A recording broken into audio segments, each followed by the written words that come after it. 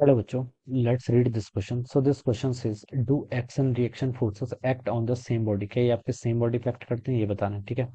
तो चलिए बच्चों, इस क्वेश्चन का की कॉन्सेप्ट आप क्या लिख लेते हैं. The key concept of this question, action reaction forces से लिख लीजिए. क्या लिख लीजिए? आपका एक्शन रिएक्शन फोर्सेस. ठीक है.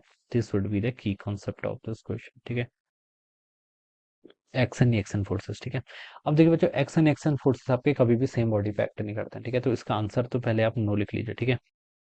एक्शन एक्शन फोर्सेस है क्या? From the Newton third of motion. Newton third of motion से हम बता सकते हैं कि for every action there is an equal and opposite reaction. For every action there is equal and opposite reaction. तो जो एक्शन एक्शन होते हैं, ये तो पहले आपके फोर्सेस हैं. ठीक है. और ये आपके देखिए क्या करते हैं, they act on different bodies. ठीक है. एक्शन एक्शन फोर्सेस की देखिए प्रॉपर्टीज होती है. ठीक है. क्या लिख सकते हैं यहाँ पर? देखिए पहली प्रॉपर्टी तो आप देखिए यही लिख लीजिए कि दे एक्ट्स ऑन डिफरेंट बॉडीज. ठीक है. एक्शन एक्शन फोर्सेस क्या होते हैं आपके? डिफरेंट बॉडीज पे एक्ट करते हैं. अगर सेम बॉडी पे एक्ट करते तो एक्शन एक्शन तो इक्वल और अपोजिट मैग्नीट्यूड के फोर्सेस होते, तो रिजल्टेंट तो जीरो हो जाता. ठीक है. रिजल्टेंट जीरो आता तो इन फोर्सेस के कारण स्टेट पर आपका कोई चेंज नहीं आता. ठीक है. तो ऐसा पॉसिबल नहीं होता. तो इसलिए हम लिख सकते हैं कि दे एक्ट्स ऑन डिफरेंट फोर्सेस. ठीक है. सेकंड थिंग क्या लिख सकते हैं कि they act simultaneously. Action action force क्या होते हैं आपके?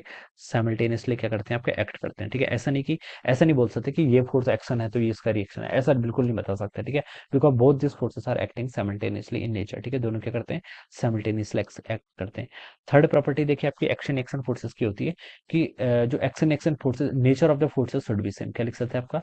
नेचर ऑफ फोर्स क्या होना चाहिए आपका? सेम होना चाहिए. Nature of force should be same. ठीक है. Nature of force should be same. ठीक है. दोनों फोर्सेस का क्या होना चाहिए आपका? नेचर सेम होना चाहिए. यानी कि अगर आपका एक्शन फोर्स जिसे हम बोल रहे हैं वो ग्रेविटेशन फोर्स है, तो रिएक्शन फोर्स भी आपका क्या होना चाहिए? ग्रेविटेशन फोर्स ही होना चाहिए. ठीक है.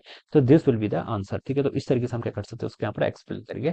So do action reaction force acted on the same body. तो इसका आंसर क्या हो जाएगा? आंसर तो बच्चों क्या हो जाएगा? नो. ठीक है. This is the right answer is no. ठीक है. क्यों नो आ रहा है? क्योंकि देखिए अगर ये आपका सेम बॉडी पे एक्ट करेंगे तो उसका नेट इफेक्ट कितने इक्वल आ जाएगा? जीरो के इक्वल हो जाएगा. फिर एक्शन एक्शन फोर्सेस का मैग्नीट्यूड आपका इक्वल एंड अपोजिट होता है from the Newton third of motion. We know that. ठीक है. तो इसको सेटिस्फाई करने के लिए हम बता सकते हैं कि ये क्या करता है आपका? डिफरेंट बॉडीज पर क्या करता है? एक्शन एक्शन फोर्स आपके एक्ट करते हैं. Alright. So this should be the answer of this question. Alright. So I hope you all understood this concept. All the best and thank you so much.